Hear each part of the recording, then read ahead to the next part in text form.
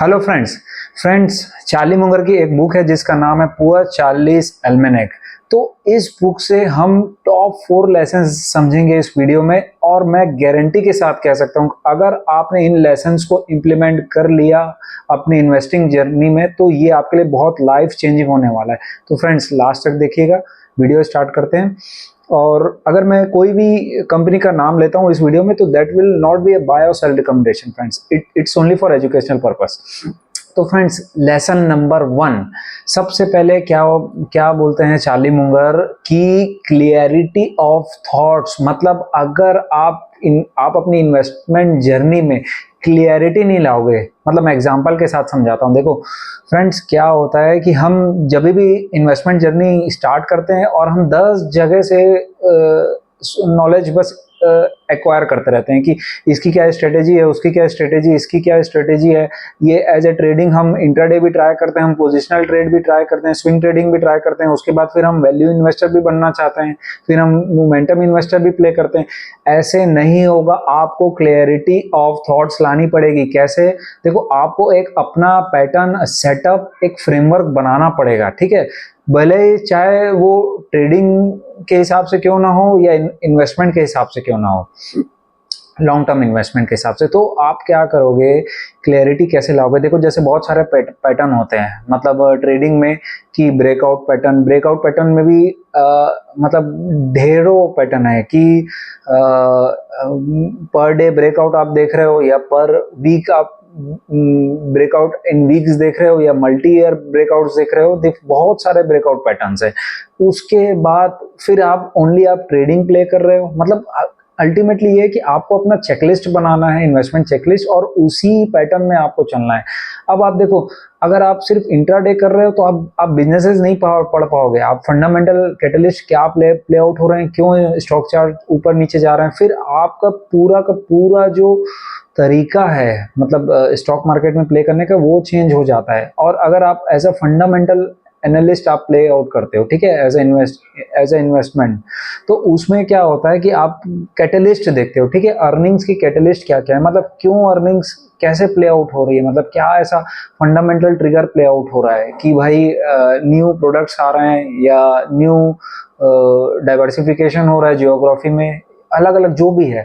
उसके बाद मतलब अगर आपका इंटरेस्ट है कि फंडामेंटल में आप बिजनेस पसंद आते हैं, आपको बिजनेस क्या चल रहा है, कैसा चल रहा है बिजनेसेस में, आपको ये पसंद आता है, तो आप उस हिसाब से अपनी चेकलिस्ट बनाइए। मतलब ये क्लैरिटी ऑफ थॉट्स आपको लाना पड़ेगा। अब देखो आजकल क्या कई लोग बोलते हैं कि हमको टेक्नो फंडा दोनों करना, मतलब technical fundamental analysis, that is also not wrong. मतलब ठीक है, उसमें भी फिर आपका फ्रेमवर्क होना चाहिए कि भाई आप फंडामेंटल कैटलिस्ट भी देख रहे हो, क्यों अर्निंग्स ग्रोथ आ रही है कंपनी की, उसके बाद फिर टेक्निकल चार्ट्स में क्या आ रहा है, प्राइस वॉल्यूम एक्शन हो रहा है, उसका भी आप पैटर्न बना सकते हो। मतलब अल्टीमेटली ये है कि इधर उधर जंप नहीं करना है, आपको एक अपना फ्रेमवर्क बनाना है, ठीक है। ये हुआ लेसन नंबर 1।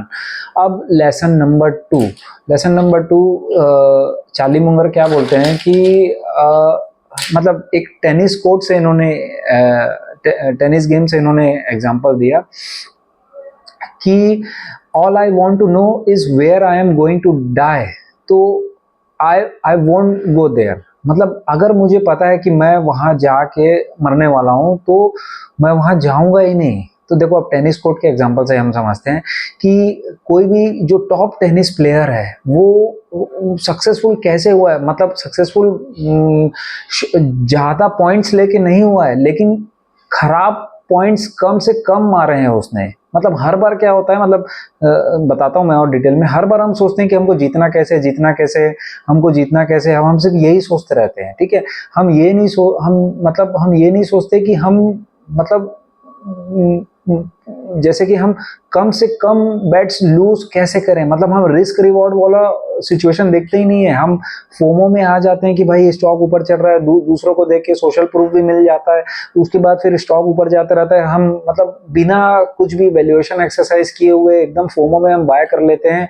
यही हमारी हार का सबसे बड़ा कारण बन जाता है, ठीक है। तो इन्होंने क्या बताया कि जो बेस्ट टेनिस प्लेयर है, मतलब वो कम से कम बार अगर नेट में मार रहा है और कम से कम बार आउट ऑफ द कोर्ट मार रहा है, ठीक है, उसके बाद भी वो मतलब टॉप परफॉर्मर है प्लेयर। क्यों? क्योंकि उसने अपनी लॉस होने की प्रोबेबिलिटीज बहुत कम कर ली है। तो हमको भी इसी तरीके से सोचना है, और ये टेक्निक इन्होंने बुक में बहुत शानदार तरीके से बताया, और इसको हम हर जगह अप्लाई कर सकते हैं। चाहे आप चेस खेल रहे हो उसमें, चाहे आप और कोई गेम खेल रहे हो, चाहे आप अपना स्पाउस ढूंढ रहे हो फॉर मैरिज, ठीक है, उसमें भी मतलब किस टाइप का पार्टनर हमको नहीं चाहिए, लाइफ पार्टनर। हम रिजेक्शंस के बारे में सोचते ही नहीं है, हम बस क्या क्या चाहिए, हम बस उसी में फोकस करते रहते हैं। हाँ, दूसरा आप इसको, आप बहुत सारे मतलब आप अपने करियर एजुकेशन में भी अप्लाई कर सकते हो कि यार ये तो मैं इस करियर तो मेरे को पसंद ही नहीं है, तो आउट कर, मतलब सिलेक्शन प्रोसेस से ही वो आउट होते जाए। तो देखो अब क्या होता है कि जैसे अपने को चाहिए इन्वेस्टमेंट, अब हाँ इन्वेस्टिंग से इसको मैं रिलेट करके बताता हूँ कि सर्कल ऑफ कॉम्पिटेंस की इन्होंने बात की। मतलब जो बिजनेस, जो धंधे हमको समझ में ही नहीं आते, जैसे जो डिप्ली सिक्लिकल बिजनेस है, जैसे शुगर कंपनीज है, सीमेंट कंपनीज है, भाई हमको समझ में नहीं आता तो हम क्यों करें। ठीक है, ट्विटर में और इधर उधर सब जगह चल रहा है, ये कंपनी शुगर की, इसने इतना पैसा बना के दिया, ये पेपर इंडस्ट्री ने इतना पैसा बना के दिया। अब हमको नहीं समझ में आ रहा है तो हम उस रास्ते जाएंगे ही नहीं, छुएंगे ही नहीं उसको, तो उल्टा सोचना है, ठीक है, कि वहां मतलब अब उसमें क्या है, देखो सिक्लिकल इंडस्ट्री में पी वगैरह भी बहुत ट्रिकी हो जाता है, वैल्यूएशंस को भी थोड़ा सा ट्रिकी हो जाता है समझना। तो समझ नहीं आता तो दूर रहो ना भाई उससे। आपको जो चीज समझ में आती है उसमें और आप डीप वर्क करो, ठीक है। आप एक एक इंडस्ट्री, एक सेक्टर में आप अच्छे से आप जानकार हो जाओगे। अच्छा, मैं ऐसा नहीं बोलता हूँ कि जो समझ नहीं आ रहा उसको पढ़ने की कोशिश ही ना करो, लेकिन जब आप एज ए इन्वेस्टिंग जर्नी आप स्टार्ट कर रहे हो किसी एक चीज में, आप यू बिकम एक्सपर्ट, ठीक है, फिर आप धीरे धीरे अपना सर्कल ऑफ कॉम्पिटेंस बढ़ाओ, आप समझो, आप दूसरे मतलब जो इंडस्ट्री एक्सपर्ट्स है वो कैसे प्ले आउट कर रहे हैं ये देखो, आप ये समझो। ये थर्ड लेसन भी आएगा, मैं भी जस्ट उसमें भी चलता हूँ। तो आई थिंक फ्रेमवर्क क्लियर है कि हमको अपने नंबर ऑफ लूजिंग बेट्स कम करने हैं, और ये वॉरेन बफेट का भी रूल नंबर 1 है कि नेवर लूज योर कैपिटल। हमको अपना कैपिटल को प्रोटेक्ट करना है, रिस्क रिवॉर्ड रेशियो देखना है। मतलब ठीक है, रिस्क रिवॉर्ड मतलब वही अल्टीमेटली वैल्यूएशन गेम है कि मैं अगर कोई पैसा 100 रुपए लगा रहा हूँ, अगले साल वो 120 या 125 हो रहा है, तो उसका क्या फ्रेमवर्क है, क्या कैटलिस्ट है, और अगर नहीं भी होता है, थीसिस नहीं भी प्ले आउट होता है, तो मैं अपना कैपिटल लूज नहीं करता हूँ। अल्टीमेटली हमको ये देखना है, मतलब नंबर ऑफ जो बॉल्स हैं, जब हम टेनिस खेल रहे हैं तो वो कम से कम बार नेट में जाए या आउट ऑफ द कोर्ट जाए। आई थिंक क्लियर है सबको। ये लेसन नंबर 2। अब lesson number 3, walk on the shoulder of giants, ठीक है। मतलब इनका ये कोट था, आइजैक न्यूटन से कोट इन्होंने दिया था कि if I can see further, if I am able to see the further, then I am that is with the help of मतलब sitting on the shoulder of giants. मतलब अगर मैं दूर तक देख पा रहा हूं तो वो क्यों, क्योंकि मैं मतलब जायंट, मतलब बड़े बड़े जो महारत हैं, जो एक्सपर्ट्स हैं, मैं उनसे सीख रहा हूं, और वो कैसे देख रहे हैं, कैसे समझ रहे हैं, उनकी साइकोलॉजी, बिहेवियर, वो कैसे, क्या थीसिस है, हमको समझना है।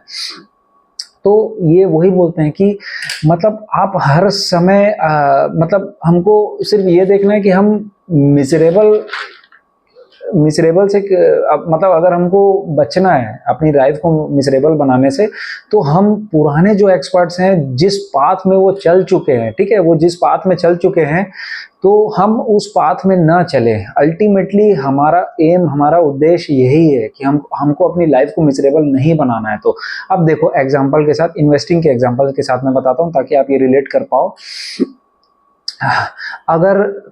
अगर हम कोई पोर्टफोलियो बना रहे हैं, ठीक है, उसमें से हमने पास्ट में देख चुके हैं कि जितने भी बड़े बड़े महारत हैं उन्होंने अपना पोर्टफोलियो डाइवर्सिफाई किया है, ठीक है। अगर फंडामेंटल प्ले कर रहे हैं तो 20-25 स्टॉक, और मतलब कम से भी हम कर सकते हैं, मतलब 10-15-20 से भी जो एक्सपर्ट्स हैं वो एटलीस्ट 15 to 20 स्टॉक्स तो रखते ही हैं पोर्टफोलियो में, क्योंकि हमको नहीं मालूम कब क्या नेगेटिव हो सकता है एनवायरनमेंट में, ठीक है, इसमें बहुत सारे वेरिएबल्स होते हैं। और दूसरा ये है कि हम भाई आके एकदम मतलब एक्सपर्ट्स नहीं भाई, हम तो एकदम हम नहीं मानते एक्सपर्ट्स को, हमारी अपनी थीसिस है, हमने पूरा पोर्टफोलियो, हमने एक माइक्रो कैप कंपनी, हमारा पूरा 1 करोड़ रुपए हम माइक्रो कैप कंपनी में लगा दिए, तो मतलब रिस्क कैसे डाइवर्सिफाई होगा।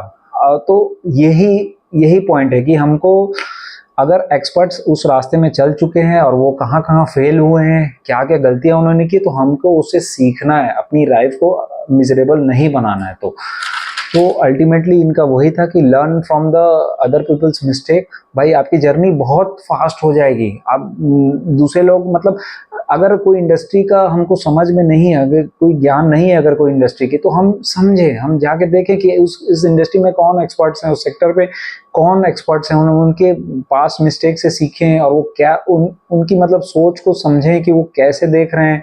अगर वो कोई कंपनी को फॉलो भी कर रहे हैं, सेलेक्ट भी कर रहे हैं या बाय भी कर रहे हैं, तो ऐसे आंख बंद करके भी अगर हम बाय कर लेते हैं, किसी का पोर्टफोलियो कॉपी कर लेते हैं, तो भी मतलब बहुत बड़ा रिस्क है, क्योंकि हम बिना देखे बिना समझे उसको जाके बाय कर ले रहे हैं। हमको समझना है उसके पीछे का थीसिस क्या प्ले आउट हो रहा है। आई होप क्लियर फ्रेंड्स। अब देखो क्या है, जो फोर्थ लेसन था इनका, देखो इन्वेस्टिंग में मल्टी डिसिप्लिनरी अप्रोच चाहिए। मतलब इसको भी मैं एक एग्जांपल के साथ बताता हूँ। अगर कोई बंदा है, ठीक है, वो उसके पास हैमर है, ये इन्होंने बुक में एक्सप्लेन किया बहुत शानदार तरीके से, और वो नेल मतलब खीला ठोकना चाहता है दीवार में, जस्ट लाइक मतलब हैमर रखा है। तो अगर अगर उसको स्क्रू दे दिया जाए और उसके पास सिर्फ हैमर ही है, तो वो क्या स्क्रू को ठोक पाएगा क्या दीवार में? नहीं, उसके लिए उसको अलग टूल चाहिए, स्क्रू ड्राइवर चाहिए। तो इनका वही कहना था कि इन्वेस्टिंग एक मल्टी डिसिप्लिनरी अप्रोच की तरह आप देखो। इसमें मतलब हर तरफ से आपको मतलब नॉलेज एक्वायर करना पड़ेगा, अकाउंटिंग नॉलेज भी, फाइनेंशियल्स भी, इकोनॉमिक्स भी, मैक्रो भी, दुनिया में क्या चल रहा है, फिर साइकोलॉजी और बिहेवियर। तो आपको सब चीज़ें समझनी पड़ेगी और हर प्रॉब्लम के लिए एक टूल काम नहीं आएगा। मतलब जैसे इसमें बहुत सारे वेरिएबल होते हैं। देखो कोई भी कंपनी को अगर हम देख रहे हैं, ट्रैक कर रहे हैं किसी भी इंडस्ट्री सेक्टर में, देखो अंदर तो कंपनी में जो मतलब इंटरनल देखोगे तो एम्प्लॉयज़ हैं, फिर उनका कल्चर है, फिर प्रोडक्ट्स है, मैन्युफैक्चरिंग है, फैक्ट्री है, अलग अलग डिफरेंट डिफरेंट प्रोसेसेस हैं, ऑपरेशंस हैं, ये सब कंपनी की बात हो गई। फिर बाहर डिमांड सप्लाई वाली बात आ गई कि और इसके क्या कॉम्पिटिटर्स हैं, जहाँ से रॉ मटेरियल परचेस कर रहे हैं और जिसको सेल कर रहे हैं कस्टमर्स को। तो वो एक्सटर्नल फैक्टर्स हो गए। फिर एनवायरमेंट्स में क्या रेगुलेशंस है, गवर्नमेंट कैसे रेगुलेटरी मेजर्स ले रही है उस सेक्टर में, फिर फ्रॉम आउटसाइड द कंट्री क्या चल रहा है ग्लोबल में, मतलब ग्लोबल मैक्रोस कैसे प्ले आउट हो रहे हैं उस सेक्टर या इंडस्ट्री में। तो बहुत सारे फैक्टर्स हैं। और एक चीज़ अगर हैमर लेके हम सोचेंगे, दौड़ेंगे कि भाई सब प्रॉब्लम का सॉल्यूशंस बस एक हैमर से ही निकल जाएगा, एक ही अप्रोच से निकल जाएगा, तो ये तो नहीं काम करेगा। इसीलिए इन्होंने बोला कि हमको अपने नॉलेज को बढ़ाना पड़ेगा, हमको ज़्यादा से ज़्यादा पढ़ना पड़ेगा, दूसरों की लाइफ साइकिल से सीखना पड़ेगा कि उन्होंने कैसे प्ले आउट किया है, क्या क्या अप्रोचेज रही हैं। ठीक है, इसी को ही हम अपना ऐसे भी बोल सकते हो कि आप अपना सर्कल ऑफ कॉम्पिटेंस बढ़ा रहे हो, अपना नॉलेज बढ़ा रहे हो, सीधा सीधा। तो friends I hope clear. Short में मैं चारों लेसन्स को एक बार फिर से समराइज कर देता हूँ। सबसे पहले मैंने बोला क्लैरिटी ऑफ थॉट्स। ठीक है, इन्वेस्टमेंट आपको करना है, आपको पैसा कमाना है, स्टॉक मार्केट में आपको एक्सेलेंस करना है, तो अगर आप बहुत सारे अप्रोचेज लोगे कि ट्रेडिंग में इंट्राडे भी करना है, स्विंग ट्रेडिंग, पोजिशनल, फिर फंडामेंटल, तो आप नहीं कर पाओगे, आप सक्सेस नहीं कर पाओगे। हाँ, आप ठीक है, आप चाहते हो कि दोनों को मिक्स करके एक अपना फ्रेमवर्क बनाए, टेक्नो फंडा जो अभी बहुत चल रहा है, या गार्प इन्वेस्टमेंट या वैल्यू इन्वेस्टिंग। आप कोई भी एक अप्रोच पकड़ो, क्लैरिटी ऑफ थॉट्स लाओ, इन्वेस्टमेंट चेकलिस्ट लाओ, तो आपका प्रोसेस बहुत आसान हो जाएगा। आप पास्ट देखो, अब ये चीज़ भी क्या है, हम वो हमारे लेसन नंबर 3 था कि हम पास्ट जो प्लेयर्स हैं उनकी मिस्टेक से सीखें, है ना। उन्होंने भी सब, जितने भी आप धुरंधर आप देख लो, जितने भी शेयर मार्केट के, सब लोगों ने अपना फ्रेमवर्क बनाए, क्लैरिटी ऑफ थॉट्स थी। देखो वॉरेन बफेट ने मतलब जो टेक्नोलॉजी कंपनीज है उनका क्लियर था फंडा, वो टेक्नोलॉजी कंपनीज में पैसा नहीं लगाते थे, तो भी वो इतने इतने बड़े गेन को मतलब उन्होंने देखो छोड़ दिया। मतलब ऐसी कंपनीज में पैसा नहीं लगाया, क्योंकि उनका यही था कि वो ऐसी कंपनीज में पैसा नहीं लगाना चाहते थे जिसके फंडामेंटल्स बहुत तेजी से चेंज होते हैं। तो हम यही सीख रहे हैं जायंट से कि क्लैरिटी ऑफ थॉट्स रहे और एक हमारी फ्रेमवर्क रहे, चेकलिस्ट रहे। अब लेसन नंबर 2 था कि मतलब कहाँ नहीं जाना है, कैसे मतलब कम से कम मिस्टेक्स करनी है, हमको रिस्क रिवॉर्ड को बहुत फेवरेबल करना है, अपने फेवर में करना है, ठीक है। कि I will not, all I want to know is where I am going to die, तो हमको वहां नहीं जाना है, ठीक है। लेसन नंबर 3 था walk on the shoulder of giants. ये आई होप सबको क्लियर हो गया होगा, सबकी पास्ट जो जायंट्स की उसकी मिस्टेक से हमको सीखना है। और फोर्थ, मल्टी डिसिप्लिनरी अप्रोच, हमको बहुत एंगल से देखना पड़ेगा, प्रॉब्लम्स को बहुत एंगल से सोचना पड़ता है, इसके लिए हमको अपना कॉम्पिटेंस बढ़ाना पड़ेगा, हमको पढ़ना पड़ेगा और ज़्यादा।